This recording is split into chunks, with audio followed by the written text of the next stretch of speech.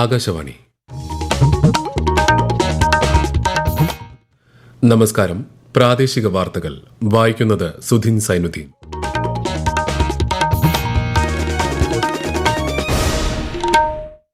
പ്രധാന വാർത്തകൾ. ദേശീയ കായിക പുരസ്കാരങ്ങൾ രാഷ്ട്രപതി ദ്രൌപദി മുർമു സമ്മാനിച്ചു. മലയാളികളായ സജൻ പ്രകാശും എസ് മുരളീധരനും ഉൾപ്പെടെയുള്ളവർ പുരസ്കാരം ഏറ്റുവാങ്ങി. കേരള നിയമസഭയുടെ ബജറ്റ് സമ്മേളനത്തിന് ഗവർണറുടെ നയപ്രഖ്യാപനത്തോടെ തുടക്കം.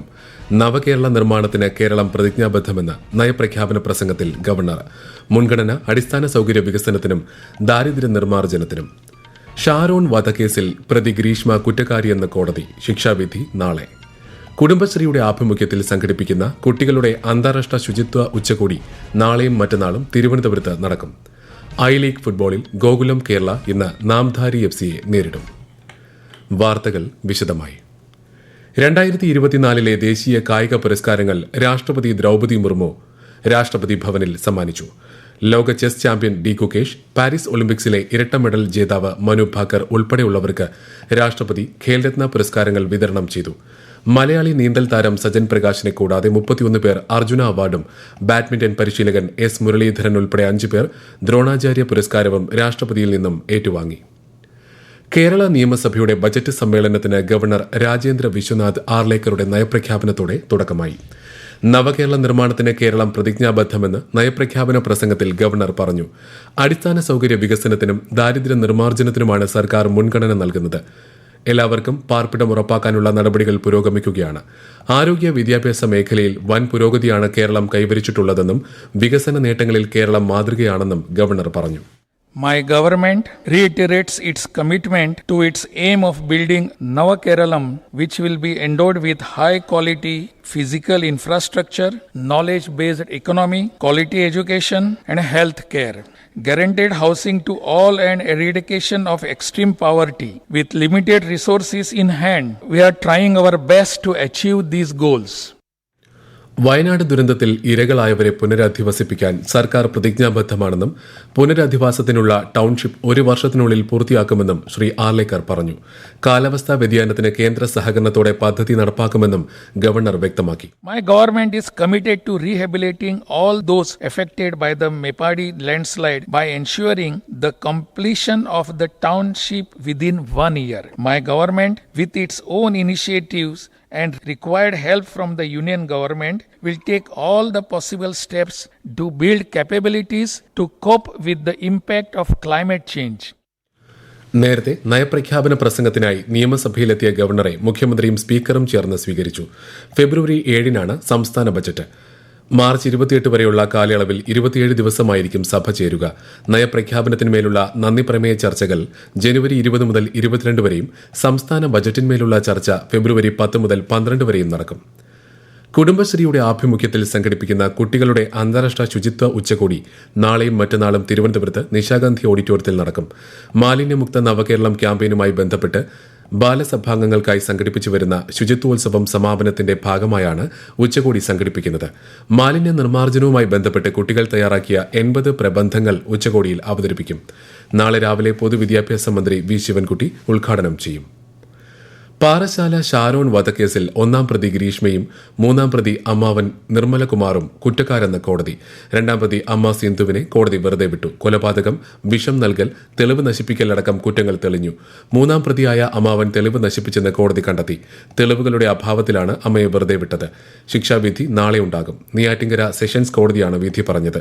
കാമുകിയായിരുന്ന ഗ്രീഷ്മ കഷായത്തിൽ വിഷം കലർത്തി ഷാരോണിനെ കൊലപ്പെടുത്തിയെന്നാണ് കേസ്. കോട്ടയം പാലായിൽ വിദ്യാർത്ഥിയെ ഉപദ്രവിച്ച് ദൃശ്യം പ്രചരിപ്പിച്ചെന്ന ആരോപണത്തിൽ ആരോഗ്യമന്ത്രി വീണ ജോർജ് വനിതാ ശിശുവികസന വകുപ്പ് ഡയറക്ടറോട് റിപ്പോർട്ട് തേടി. പ്രധാനമന്ത്രി നരേന്ദ്രമോദി ആകാശവാണിയിലൂടെ ജനങ്ങളുമായി ആശയങ്ങൾ പങ്കുവയ്ക്കുന്ന പ്രതിമാസ റേഡിയോ പ്രഭാഷണ പരിപാടി മൻ കി ബാത് ഈ മാസം 19-ന്. പരിപാടിയിലേക്കുള്ള ആശയങ്ങളും അഭിപ്രായങ്ങളും മൈ ജിഒവി ഓപ്പൺ ഫോറത്തിലോ 1-800-11-7800 എന്ന ടോൾ ഫ്രീ നമ്പറിലോ ഇന്നുവരെ പങ്കുവയ്ക്കാവുന്നതാണ്. അക്രമിയുടെ കുത്തേറ്റ ബോളിവുഡ് താരം സെയ്ഫ് അലി ഖാൻ തീവ്ര പരിചരണ വിഭാഗത്തിൽ നിന്ന് മുറിയിലേക്ക് മാറ്റി. അടിയന്തര ശസ്ത്രക്രിയയ്ക്ക് വിധേയനായ താരം അപകടനില തരണം ചെയ്തതായി ഡോക്ടർമാർ അറിയിച്ചു. വ്യാഴാഴ്ച പുലർച്ചെ സെയ്ഫ് അലി ഖാന്റെ ബാന്ദ്ര വെസ്റ്റിലെ വീട്ടിലെത്തിയ അക്രമി അദ്ദേഹത്തെ കുത്തി പരിക്കേൽപ്പിക്കുകയായിരുന്നു. പ്രതിയെ പിടികൂടാൻ പ്രത്യേക സംഘത്തിന് രൂപം നൽകിയതായി മുംബൈ പോലീസ് അറിയിച്ചു. ഈ വാർത്തകൾ ആകാശവാണിയിൽ നിന്ന്. ആകാശവാണി വാർത്തകളും വാർത്താ അധിഷ്ഠിത പരിപാടികളും all India radio news Thiruvananthapuram YouTube ചാനലിലും at all India radio news Thiruvananthapuram Facebook പേജിലും AIR ന്യൂസ് _ തിരുവനന്തപുരം ഇൻസ്റ്റഗ്രാം അക്കൌണ്ടിലും at AIR news _ TVM X ഹാൻഡിലും ലഭ്യമാണ്. ശബരിമലയിൽ തിരുവാഭരണം അണിഞ്ഞുള്ള ദർശനം ഇന്ന് വരെ. പന്തളം രാജപ്രതിനിധി സന്നിധാനത്തെത്തി. പന്തളം കൊട്ടാരവുമായി ബന്ധപ്പെട്ട് ഇന്നു മുതലുള്ള ചടങ്ങുകളിൽ പങ്കെടുക്കും. ഈ മാസം 19 വരെ ദർശനം നടത്താം. 20-ന് നടയടയ്ക്കും. വിശദാംശങ്ങളുമായി ആകാശവാണി പത്തനംതിട്ട ജില്ലാ പ്രതിനിധി ശ്രീജി എസ് ശ്രീധർ. ഇന്ന് വരെയാണ് 18-ാം പടി വരെയുള്ള ഭഗവാന്റെ വിളക്കെഴുന്നള്ളിപ്പും നടക്കുക. നാളെ നടക്കുന്ന വിളക്കെഴുന്നള്ളത്തിൽ ഭഗവാൻ ശരംകുത്തിയിലേക്കാണ് എഴുന്നള്ളത്ത് നടത്തുക. മണിമണ്ഡപത്തിലെ കളമെഴുത്തും മാളികപ്പുറത്തുനിന്ന് നായാട്ടുവിളിയും നാളെ വരെയാണ് ഉണ്ടാവുക. നാളെ രാവിലെ 10:30-ന് ശേഷം രാജപ്രതിനിധിയുടെ സാന്നിധ്യത്തിൽ നെയ്യഭിഷേകം നടക്കുന്നതോടെ മകരവിളക്ക് കാലത്തെ നെയ്യഭിഷേകത്തിനും സമാപനമാകും. 19 വരെയാണ് തീർത്ഥാടകർക്ക് ദർശനം നടത്താനാവുക. അന്ന് രാത്രി മാളികപ്പുറത്ത് ഗുരുതി പൂജ നടക്കും. താത്കാലിക ബുക്കിംഗ് കൌണ്ടറുകൾ 19 വരെയാണ് പ്രവർത്തിക്കുക. ഐ ലീഗ് ഫുട്ബോളിൽ ഹോം മത്സരത്തിൽ ഗോകുലം കേരള നാംധാരി FCയെ നേരിടും. രാത്രി 7-ന് കോഴിക്കോട് കോർപ്പറേഷൻ സ്റ്റേഡിയത്തിലാണ് മത്സരം. നിലവിൽ നാംധാരി പോയിന്റ് പട്ടികയിൽ 2-ാം സ്ഥാനത്താണ്. 8 മത്സരങ്ങൾ കളിച്ച ഗോകുലം കേരള പട്ടികയിൽ 4-ാം സ്ഥാനത്തുണ്ട്. ISL ഫുട്ബോളിൽ ഇന്ന് ജംഷഡ്പൂർ FC മോഹൻ ബഗാനെ നേരിടും. ജംഷഡ്പൂരിൽ GRD ടാറ്റ സ്പോർട്സ് കോംപ്ലക്സിൽ രാത്രി 7:30-നാണ് മത്സരം. കോട്ടയം ജില്ലയിലെ തദ്ദേശ സ്വയംഭരണ സ്ഥാപന വാർഡുകളുടെ പുനർവിഭജനവും അതിർത്തി പുനർനിർണയവുമായി ബന്ധപ്പെട്ട പരാതികളുടെ പബ്ലിക് ഹിയറിംഗ് സബ് ജയിലിന് സമീപമുള്ള ജില്ലാ പ്ലാനിംഗ് ഓഫീസ് കോൺഫറൻസ് ഹാളിൽ നടക്കുന്നു. ജില്ലയിൽ 562 പരാതികളാണ് ലഭിച്ചിട്ടുള്ളത്. ഇടുക്കിയിലെ തദ്ദേശ സ്വയംഭരണ സ്ഥാപന വാർഡുകളുടെ പുനർവിഭജനവും അതിർത്തി പുനർനിർണയവുമായി ബന്ധപ്പെട്ട് ജില്ലയിൽ മൊത്തം ലഭിച്ചത് 483 പരാതികൾ. ആക്ഷേപങ്ങൾ കേട്ട് തീർപ്പാക്കുന്നതിനായി ജില്ലാതല ഹിയറിംഗ് നാളെ രാവിലെ മുതൽ കളക്ടറേറ്റിൽ നടത്തും. തിരുവനന്തപുരം നഗരത്തിൽ പടിഞ്ഞാറേ നട കൊത്തളം റോഡിലെ വാഴപ്പള്ളി ജംഗ്ഷന് സമീപം 700 mm പൈപ്പിലെ ചോർച്ച പരിഹരിക്കാൻ ഇന്നലെ നടത്താനിരുന്ന ജോലികൾ നാളത്തേക്ക് മാറ്റി. നാളെ രാവിലെ 8 മുതൽ 20-ന് രാവിലെ 8 വരെ കുടിവെള്ള വിതരണം നിർത്തിവെക്കും. അറ്റകുറ്റപ്പണികൾ നടക്കുന്ന ദിവസങ്ങളിൽ ശ്രീവരാഹം, ഫോർട്ട്, ചാല, വള്ളക്കടവ്, പെരുന്താന്നി, കമലേശ്വരം എന്നീ വാർഡുകളിൽ പൂർണ്ണമായും തമ്പാനൂർ, പാൽക്കുളങ്ങര, ശംഖുമുഖം, മുട്ടത്തറ, ആറ്റുകാൽ, അമ്പലത്തറ, കലിപ്പാങ്കുളം, വലിയതുറ, കുരിയാത്തി, മണക്കാട്, ചാക്ക, ശ്രീകണ്ഠേശ്വരം, വലിയശാല എന്നിവിടങ്ങളിൽ ഭാഗികമായും ജലവിതരണം തടസ്സപ്പെടും. തിരുവനന്തപുരം നഗരത്തിലെ തൈക്കാട് സ്ത്രീകളുടെയും കുട്ടികളുടെയും ആശുപത്രിയിൽ നവീകരിച്ച ലക്ഷ്യ ലേബർ റൂം, നവജാത ശിശു പരിപാലന വിഭാഗം, OP, അത്യാഹിത വിഭാഗം എന്നിവ മന്ത്രി വീണ ജോർജ് ഇന്ന് ഉദ്ഘാടനം ചെയ്യും. 2.2 കോടി രൂപ ചെലവിട്ടാണ് ലേബർ റൂം സജ്ജമാക്കിയത്. പുതിയ ലേബർ റൂമിൽ ഒരേ സമയം 20 പ്രസവങ്ങൾക്കുള്ള സൌകര്യമാണ് ഒരുക്കിയിട്ടുള്ളത്. 5 ലക്ഷം രൂപ ചെലവിട്ട് നവീകരിച്ച നവജാത ശിശു പരിപാലന വിഭാഗത്തിൽ ആധുനിക സൌകര്യങ്ങളുള്ള 10 കിടക്കകൾ ഉൾപ്പെടുന്ന ഇൻബോൺ നഴ്സറി ട്രയേജ്, മുലയൂട്ടൽ മുറി, കൌൺസിലിംഗ് വിഭാഗം എന്നിവയുണ്ട്.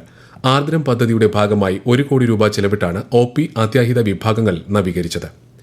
തിരുവിതാംകൂർ ദേവസ്വം ബോർഡിന് കീഴിലുള്ള ക്ഷേത്രങ്ങളിൽ മേൽവസ്ത്രം ധരിച്ച് പ്രവേശിച്ചുള്ള ആരാധനയ്ക്ക് അനുവാദം നൽകണമെന്നതുൾപ്പെടെ ആവശ്യങ്ങൾ ഉന്നയിച്ച് ഗുരുധർമ്മ പ്രചാരണ സഭ തിരുവനന്തപുരത്ത് തിരുവിതാംകൂർ ദേവസ്വം ബോർഡ് ആസ്ഥാനത്തേക്ക് ആചാര പരിഷ്കരണ യാത്ര സംഘടിപ്പിച്ചു.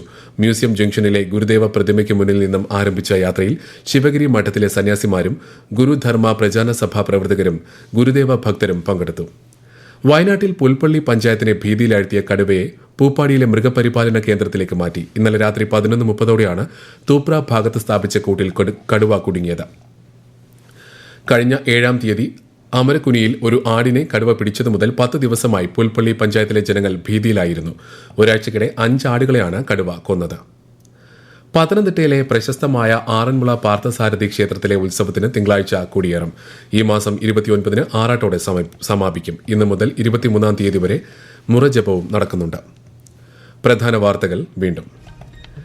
ദേശീയ കായിക പുരസ്കാരങ്ങൾ രാഷ്ട്രപതി ദ്രൌപദി മുർമു സമ്മാനിച്ചു. മലയാളികളായ സജൻ പ്രകാശും S മുരളീധരനും ഉൾപ്പെടെയുള്ളവർ പുരസ്കാരം ഏറ്റുവാങ്ങി. കേരള നിയമസഭയുടെ ബജറ്റ് സമ്മേളനത്തിന് ഗവർണറുടെ നയപ്രഖ്യാപനത്തോടെ തുടക്കം. നവകേരള നിർമ്മാണത്തിന് കേരളം പ്രതിജ്ഞാബദ്ധമെന്ന് നയപ്രഖ്യാപന പ്രസംഗത്തിൽ ഗവർണർ. മുൻഗണനാടിസ്ഥാന സൌകര്യ വികസനത്തിനും ദാരിദ്ര്യ നിർമ്മാർജ്ജനത്തിനും. ഷാരോൺ വധക്കേസിൽ പ്രതി ഗ്രീഷ്മ കുറ്റക്കാരിയെന്ന് കോടതി. ശിക്ഷാവിധി നാളെ. കുടുംബശ്രീയുടെ ആഭിമുഖ്യത്തിൽ സംഘടിപ്പിക്കുന്ന കുട്ടികളുടെ അന്താരാഷ്ട്ര ശുചിത്വ ഉച്ചകോടി നാളെയും മറ്റന്നാളും തിരുവനന്തപുരത്ത് നടക്കും. ഐ ലീഗ് ഫുട്ബോളിൽ ഗോകുലം കേരള ഇന്ന് നാംധാരി FC നേരിടും. പ്രാദേശിക വാർത്തകൾ കഴിഞ്ഞു. അടുത്ത വാർത്താ പ്രക്ഷേപണം 12:50.